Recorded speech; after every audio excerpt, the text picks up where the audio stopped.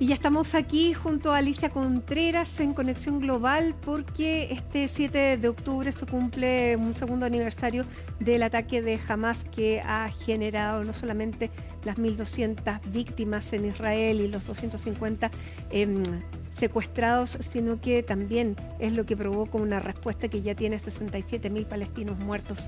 Alicia, bienvenida. ¿Cómo está recordando el mundo este día?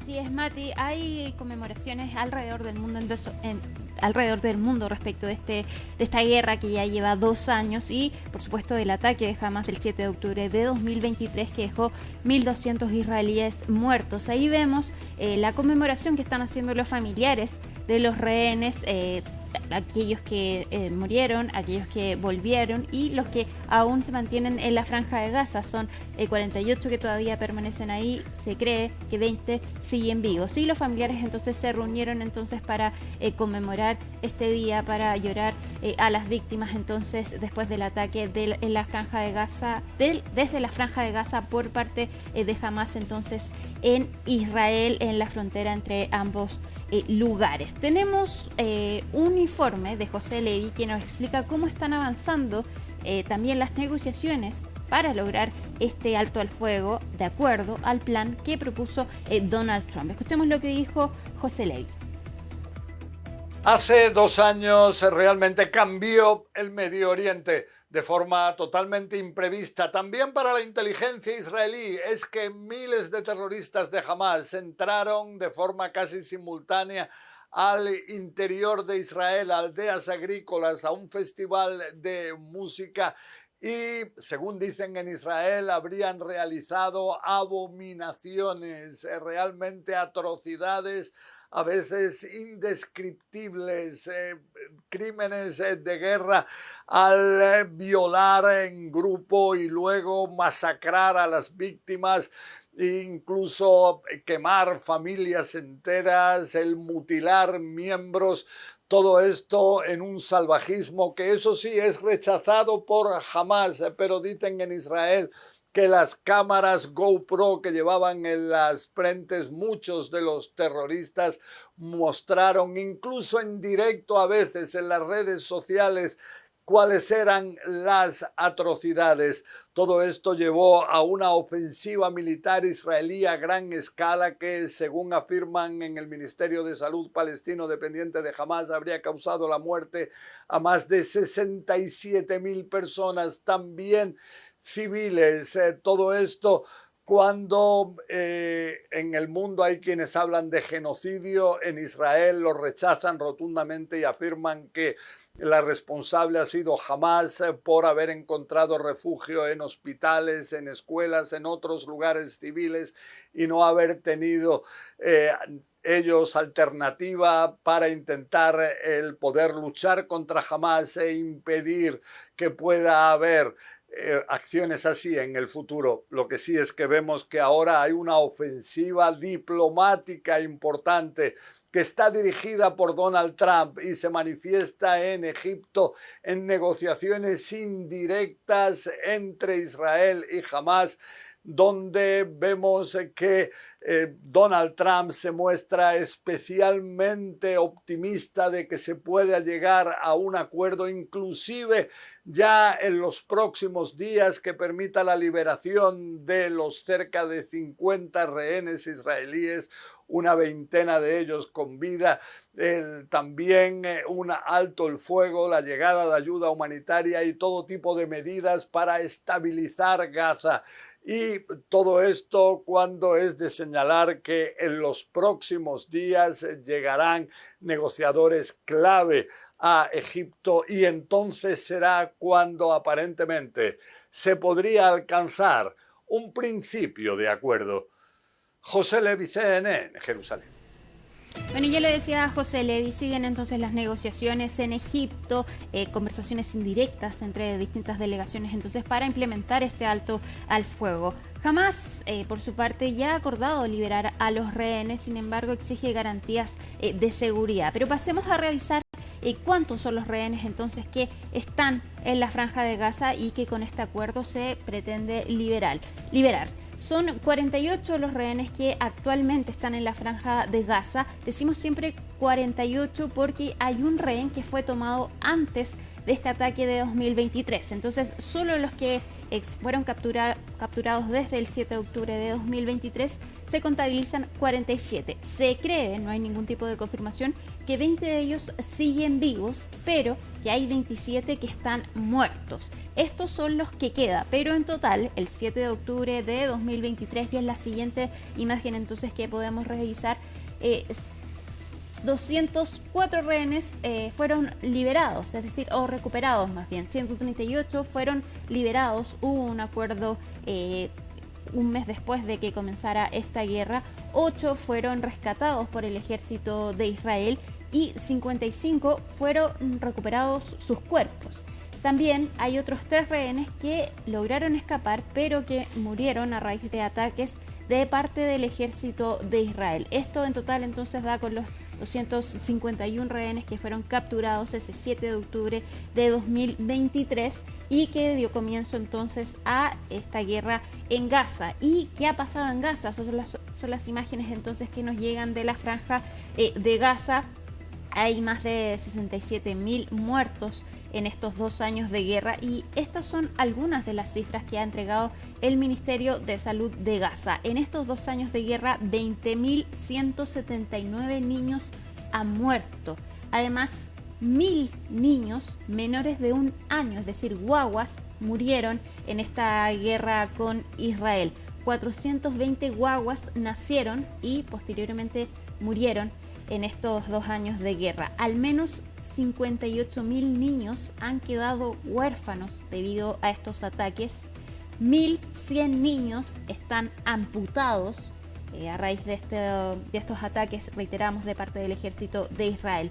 Y 914.000 niños, casi 1 millón de niños, hay que considerar que en la Franja de Gaza viven 2 millones de personas, han sido privados de educación durante estos 2 años de guerra. Estas son algunas de las cifras que ha dejado esta guerra en Gaza y por supuesto no son solo cifras, son niños y adultos, población entera entonces que ha sufrido durante estos 2 años de guerra. Y es un trauma gigante que se puede extender por muchas generaciones.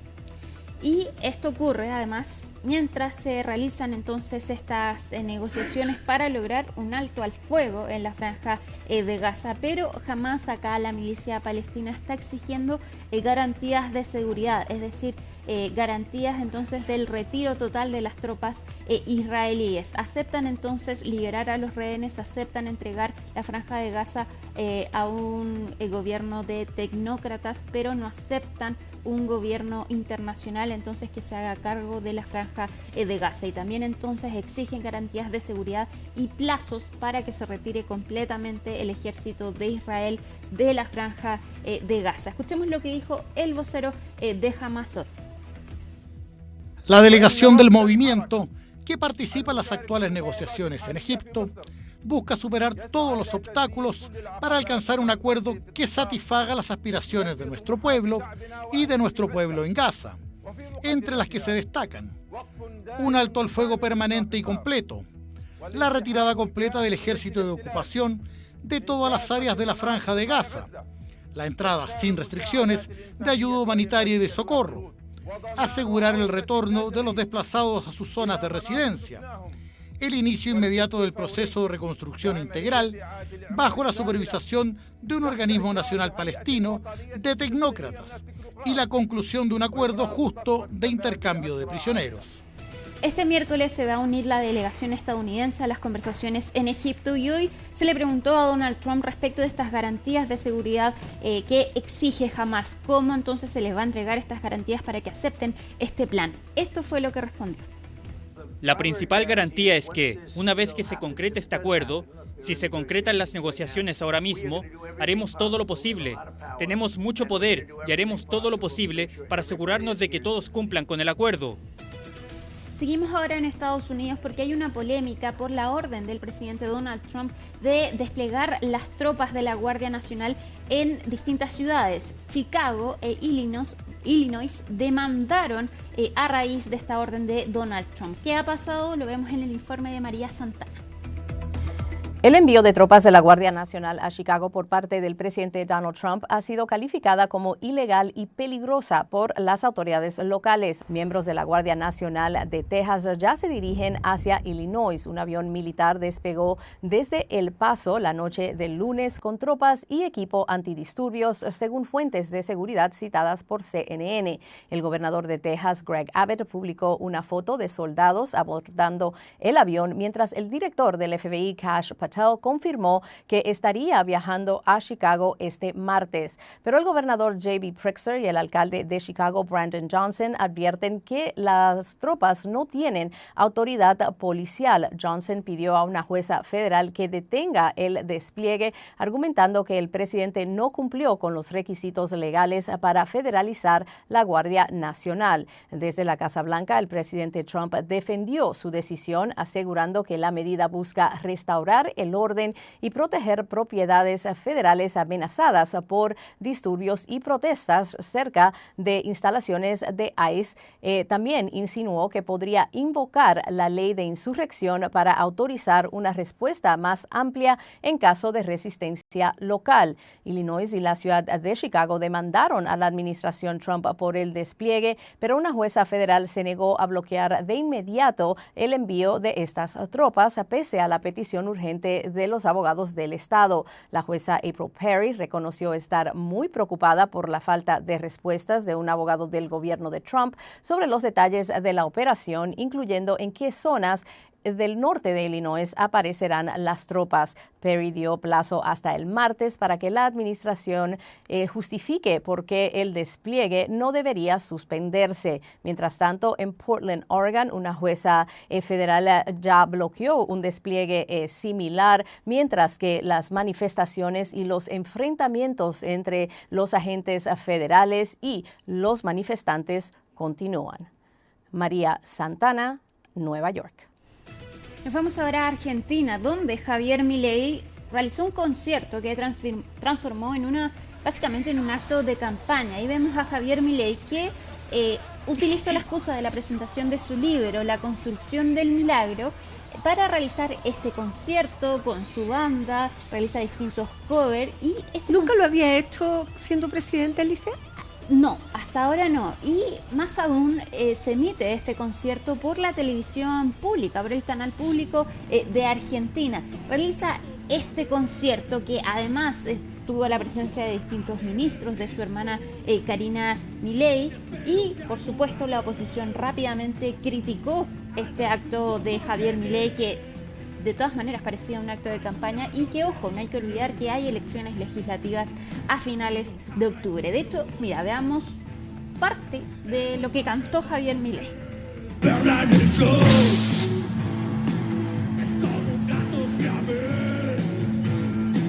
Su cola arde en el risco y espero que alguna vez al ver sus ojos me dé alguna noche de hotel. En mi boca no hay control, me voy cayendo a su piel. Bueno, después de este concierto saltaron las críticas y, por ejemplo, Axel Kicillof, el gobernador de Buenos Aires y que se ha perfilado como un candidato importante del peronismo, dijo, tal vez en la época de candidato de Milei podía hacer estas cosas, pero ahora me resulta muy grave. Deberían estar encargándose y ocupándose de lo que les pasa a los comerciantes, esto por la situación económica entonces que atraviesa Argentina actualmente. 15.000 personas asistieron a este recital de rock de Javier Milei, que insistimos fue también transmitido en la televisión estatal pública de Argentina, Mati. Bien, muchísimas gracias Alicia Contreras con las noticias internacionales. Son las 7:27, Alicia, nos vamos ya, nos despedimos con una tarde soleada, cielos despejados, más bien 21 grados es la temperatura, 22 es la temperatura a esta hora en la región metropolitana. Para mañana se esperan condiciones similares, así que los esperamos como cada tarde a las 17:30 horas en Hoy es Noticia. Hasta mañana.